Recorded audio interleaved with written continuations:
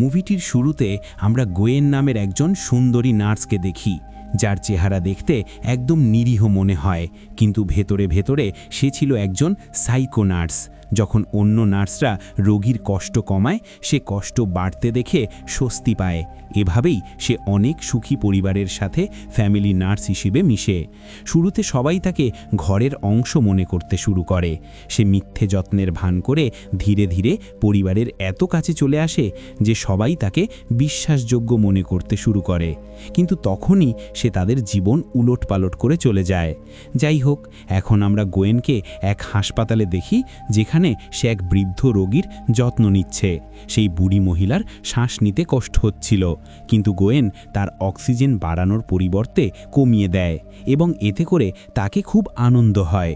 শুধু তাই নয়, নিজের হাতে অক্সিজেন টিউব চেপে ধরে রাখে, যাতে বুড়ি মহিলার শ্বাস নিতে খুব কষ্ট হয় এবং ধীরে ধীরে তার হৃদস্পন্দন থেমে যায়।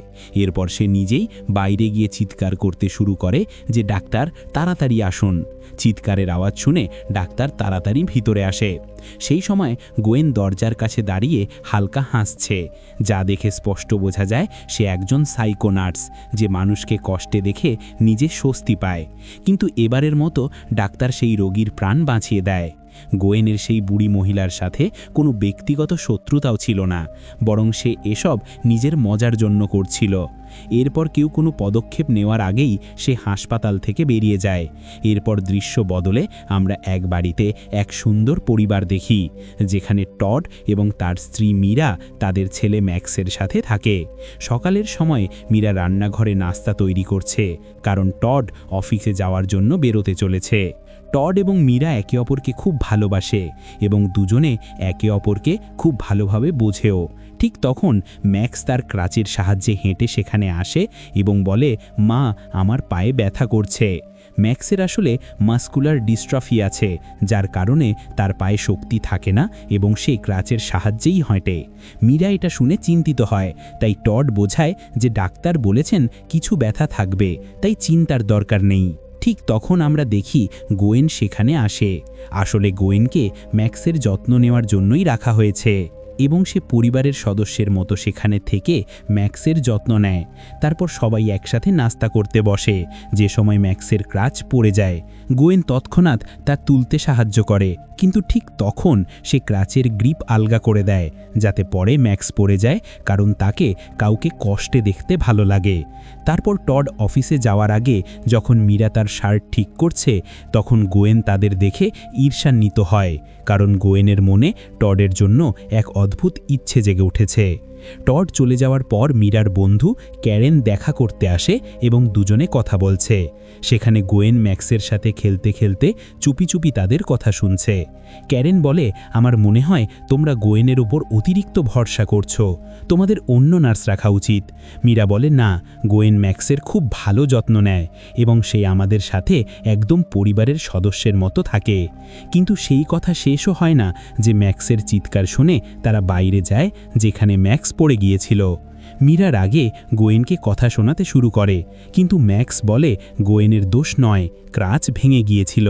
তাই মীরা ডাক্তার কেলারকে ফোন করে নতুন ক্রাচ আনায়। তারপর রাতে মীরা গোয়েনের কাছে ক্ষমা চায় যে, আমার তোমার উপর রাগ করা উচিত হয়নি, আমি শুধু ম্যাক্সকে নিয়ে চিন্তায় পড়ে যাই। গোয়েন হেসে বলে, আমি বুঝি একজন মা তার সন্তানের জন্য কত চিন্তায় থাকে। এরপর গোয়েন মীরার জন্য হার্বাল চা বানায়, যাতে মীরা আরাম পায়। পরের দিন মীরা এক সাপোর্ট কমিউনিটিতে যায়, যেখানে ম্যাক্সের রোগের মতো অন্য লোকেরাও আসে। সেখানে নিজের ছেলের সম্পর্কে বলে যে কিভাবে সে একদিন সিঁড়ি থেকে পড়ে গিয়েছিল এবং তারপর তাকে মাসকুলার ডিস্ট্রফি হয়। তারপর যখন মীরা বাড়ি ফিরে আসে, তখন গোয়েন আবার সেই হার্বাল চা তার হাতে ধরিয়ে দেয়। মীরা কিছুটা অবাক হয়, কিন্তু এ নিয়ে বেশি ভাবে না এবং কিছুক্ষণ পর তার ঘুম পায়। এই সময় ডাক্তার কেলার নতুন ক্রাচ নিয়ে ম্যাক্সের সাথে দেখা করতে আসে, কিন্তু গোয়েন বলে ম্যাক্স ঘুমাচ্ছে, তাই এখন তার সাথে দেখা করতে পারবে না। ডাক্তার কেলার বেশি প্রশ্ন করে না, কিন্তু যাওয়ার সময় বলে, আমার মনে হয় আমি তোমাকে কোথাও দেখেছি, কিন্তু মনে পড়ছে না। যদি মনে পড়ে তাহলে অবশ্যই বলবো, কারণ মীরা তোমার খুব প্রশংসা করে। তারপর সেই রাতে গোয়েন চুপি চুপি ডাক্তার কেলারের বাড়ি পৌঁছে যায় এবং দরজা খোলার সাথে সাথে সুযোগ পেয়ে তাকে একটা ইনজেকশন দেয়। এবং এখানেই সত্য প্রকাশ পায় যে গোয়েন সেই নার্স যে বৃদ্ধ রোগীকে মারার চেষ্টা করেছিল এবং ডাক্তার কেলার সেই রোগীকে সিপিআর দিয়ে বাঁচিয়েছিল। গোয়েন কেলারকে বলে, আমি পরিবার পছন্দ করি না, তাই আমি তাদের ধ্বংস করে দিই। এবং এবার টডের পালা। ডাক্তার কেলার যাতে এই সত্য প্রকাশ করতে না পারে তাই তাকে সেখানেই মেরে সব প্রমাণ মুছে ফিরে আসে। এরপর রাতে মীরার কাছে ডেভিড নামের এক লোকের অনলাইন কল আসে। সে বলে তার ছেলেরও ম্যাক্সের মতো রোগ আছে, তার স্ত্রীর মৃত্যু হয়ে গেছে এবং সেও তার ছেলের জন্য নার্স রেখেছে। মীরা তার সাথে কথা বলে, কিন্তু ডেভিডের প্রোফাইল ছবি ঝাপসা ছিল, তাই সে তাকে ঠিকমতো চিনতে পারে না। কিন্তু এখানে টুইস্ট হলো যে ডেভিড আর কেউ নয় বরং গোয়েনই, যে কণ্ঠস্বর বদলে কথা বলছিল। পরের দিন মীরার বন্ধু ক্যারেন বাড়ি আসে এবং কথা বলতে বলতে ভুলে টডের শার্টে ড্রিঙ্ক ফেলে দেয়।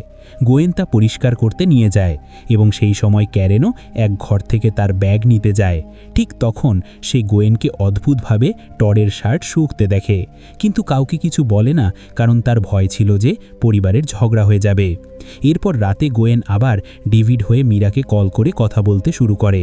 ঠিক তখন টড এবং ম্যাক্সকে বাড়ি ফিরতে দেখে সে তৎক্ষণাৎ কল কেটে দেয়, কিন্তু হঠাৎ তাকে সব কিছু ঝাপসা দেখাতে শুরু করে এবং তার খুব দুর্বলতা অনুভব হয়।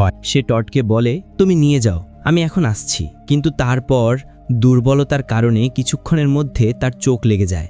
ঠিক সেই সময় তার ফোনে ওয়েবার নামের এক লোকের মেসেজ আসে, যাতে লেখা ছিল ডেভিড একটা প্রতারক। পরের দিন সকালে টড তাকে জাগাতে আসে। ঠিক তখন তার চোখ মীরার ফোনে ওয়েবারের সেই মেসেজে পড়ে এবং তার মনে প্রশ্ন আসে যে এই ওয়েবার কে, কিন্তু এখনও সে এ নিয়ে কোনো কথা বলে না। ম্যাক্সও অবাক ছিল যে মা আজকাল এত দেরি করে কেন ঘুম থেকে ওঠে, আজকাল মীরার কেন প্রতিদিন এত দুর্বলতা অনুভব হয়, এটা আমরা শীঘ্রই জানতে পারবো। গোয়েন তো বাড়িতে 24 ঘন্টাই থাকে এবং এখন সে সবকিছু আগের চেয়ে বেশি সামলাতে শুরু করেছে। মীরা গোয়েনের কাছে ক্ষমা চায় যে সে আজকাল কিছুই করতে পারছে না আর খুব বেশি ক্লান্তি অনুভব করছে। গোয়েন হালকা হাসি দিয়ে বলে যে এসব করা আমার কর্তব্য এবং তোমাকে শুধু ভালোভাবে বিশ্রাম নিতে হবে এবং রক্তের রিপোর্ট একদম স্বাভাবিক। এই সময় মীরার কাছে ওয়েবারের নামে আরেকটা মেসেজ আসে এবং গোয়েন সেই মেসেজ দেখেও ফেলে, কিন্তু মীরা উত্তরে লেখে, আমাকে মেসেজ করে বিরক্ত করো না। এরপর মীরা ক্যারেনের সাথে দেখা করতে যায় এবং বলে যে গোয়েন বলেছে আমার রক্তের রিপোর্ট স্বাভাবিক এবং আমাকে শুধু বিশ্রামের দরকার। কিন্তু ক্যারেন বলে যে তোমাকে হয়তো অন্য ডাক্তার দেখানো উচিত যার গোয়েনের সাথে কোনো সম্পর্ক নেই। ঠিক তখন গোয়েন ডেভিড হয়ে মীরাকে একটা মেইল পাঠায়, যাতে লেখা ছিল যে ওয়েবার আমার বদনাম করার চেষ্টা করছে, তাই তার কথা উপেক্ষা করো। কিন্তু ঠিক সেই সময় ওয়েবার আবার মীরাকে মেসেজ করে, হয়তো তোমার ছেলের প্রাণ বিপদে আছে, তাই আমার তোমার সাথে দেখা করতে হবে। এটা দেখে মীরার কাছে কিছুটা অদ্ভুত লাগে এবং বাড়ি পৌঁছে এ নিয়ে সে গোয়েনার সাথে কথা বলে। সে কাল ওয়েবারের সাথে এক ক্যাফেতে দেখা করতে যাচ্ছে। ঠিক সেই সময় টড এসব শুনে ফেলে, যাতে তার মনের প্রশ্ন এখন সন্দেহে পরিণত হতে শুরু করে যে মীরা হয়তো তার সাথে প্রতারণা করছে। পরের দিন মীরা ক্যাফেতে গিয়ে ওয়েবারের সাথে দেখা করে। ওয়েবার বলে, আমার আসল নাম ডেভিড ওয়েবার, কিন্তু লোকে আমাকে ওয়েবার নামে চেনে। আমার কোনো ছেলে নেই এবং আমি তোমার সাথে কখনো কথা বলিনি। কেউ আমার নাম ব্যবহার করছে এবং এটা সম্প্রতি আমি জানতে পেরেছি। তারপর বলে, আমার স্ত্রী লরেলের ক্যান্সার ছিল। একদিন কেউ তাকে মেল করে ডাক্তারের চিকিৎসা বন্ধ করতে বলে। লরেল তার কথা মেনে চলে এবং সেই ভুলে লরেলের মৃত্যু হয়। তারপর সে লরেলের সাথে কথা বলা সেই লোকের ছবি দেখায়, যা দেখে মীরা অবাক হয়ে যায় যে এ তো সেই লোক যার সাথে সে এতদিন কথা বলছিল। কিন্তু আমরা জানি যে সে আর কেউ নয় বরং গোয়েনই। কিন্তু মীরার এখনও গোয়েনের উপর সন্দেহ হয়নি। অন্যদিকে ডেভিড মীরার পিছু নিচ্ছিল এবং দুজনে যখন ক্যাফের বাইরে বেরিয়ে গিয়ে হাঁক করে, তখন টড তাদের দেখে নিশ্চিত হয়ে যায় যে মীরা তাকে প্রতারণা করছে। কিন্তু সত্যটা কি তা আমরা জানি। অন্যদিকে ক্যারেন মীরার ব্যাগ দেবার জন্য তাদের বাড়ি আসে এবং গোয়েনের সাথে দেখা করে, কিন্তু তার উদ্দেশ্য আরও কিছু ছিল। সে গোয়েনকে সরাসরি বলে যে আমি তোমাকে টডের শার্ট শুঁকতে দেখেছি, আমি জানি তুমি টডকে চাও এবং তাকে পাওয়ার জন্য নানা পরিকল্পনা করছো, কিন্তু মনে রেখো যদি তুমি মীরার পরিবারের ক্ষতি করার চেষ্টা করো তাহলে আমি তোমাকে ছাড়ব না। এটা বলে যেই সে চলে যাচ্ছে, তখন গোয়েন পিছন থেকে আক্রমণ করে তাকে অজ্ঞান করে দেয়। তারপর তাকে এক নির্জন জায়গায় নিয়ে গিয়ে তার শরীরে ড্রাগ ইনজেক্ট করে সেখানেই ফেলে আসে। এরপর রাতের দৃশ্য দেখি, যেখানে মীরা রাতের খাবার তৈরি করছে। ঠিক তখন গোয়েন ম্যাক্সকে নিয়ে ফিজিক্যাল থেরাপি থেকে ফিরে আসে এবং মীরা যখন তার ছেলের সাথে কথা বলছে তখন গোয়েন চুপি চুপি মীরার ছুরি নিয়ে নেয়। তারপর মীরাকে বলে যে সে কাল ফিরবে, কারণ তাকে এক বিশেষ ব্যক্তির সাথে কিছু সময় কাটাতে হবে। এরপর সকাল হতেই সে সোজা ডেভিডের বাড়ি যায়, যেখানে আমরা জানতে পারি যে গোয়েন আগে ডেভিডের স্ত্রীর নার্স ছিল এবং সেই লরেন্সকে প্রতারণা করে চিকিৎসা বন্ধ করিয়েছিল। ডেভিডকে সব বলার পর সুযোগ পায় তার ওপর আক্রমণ করে তাকে মেরে ফেলে। তারপর মীরার রক্তের নমুনা ডেভিডের শরীরে ফেলে দেয়, যাতে পুলিশ মনে করে যে মীরাই আসল খুনি।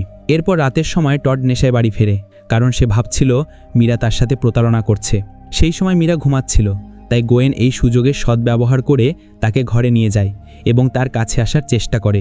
টড নেশায় ছিল, কিন্তু সে এখনও মীরার প্রতি অনুগত ছিল। এর মধ্যে গোয়েন হঠাৎ তার কাছে এসে চুমু খেতে শুরু করে, কিন্তু টড তা করতে অস্বীকার করে এবং তাকে তার ঘরে যেতে বলে। গোয়েনের কিছুটা রাগ হয়, কিন্তু টডের সামনে রাগ নিয়ন্ত্রণ করে ঘরে চলে যায়। পরের সকালে মীরা ওঠে, তখন তার চোখ প্রথমে তার হার্বাল চায়ের বোতলে পড়ে, যাতে গোয়েন মেসেজ রেখেছে যে সে লিটিল গাই অর্থাৎ ম্যাক্সকে স্কুলে নিয়ে গেছে।